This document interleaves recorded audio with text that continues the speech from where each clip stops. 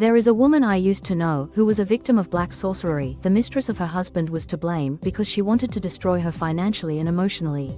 She found out after connecting the dots of information as well as from a card reading. Desperate to do something, she asked for my help because she knew I was intuitive, but back then I was also clueless and naive. Not knowing exactly what to do, we decided to go to a specialist.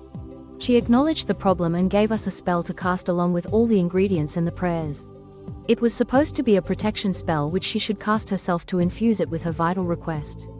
After all, her future and the well-being of her children was at stake. The spell was supposed to last for a week, every day same hour.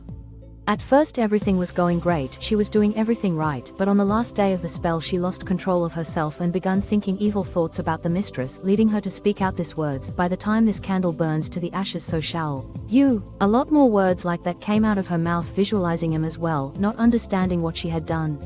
Since it was the last day, she left the candle to burn entirely on her kitchen counter. After 7 days of use, the candle was very small and the flame very frail. But sadly she infused the candle with hatred and anger and thus committed hubris, causing the flame suddenly to burst out into a huge fire which burned her upper cabinet. Fortunately the fire department was close and she was able to save her house with a small damage. C then realized what she had done, and we both learned a valuable lesson, that you should never get involved with a ritual before cleansing yourself from any kind of bad emotions or intention. Of course the spell failed because she allowed bad entities to get involved. The result was not to get her protection, and in the next few months she changed into being selfish and restless.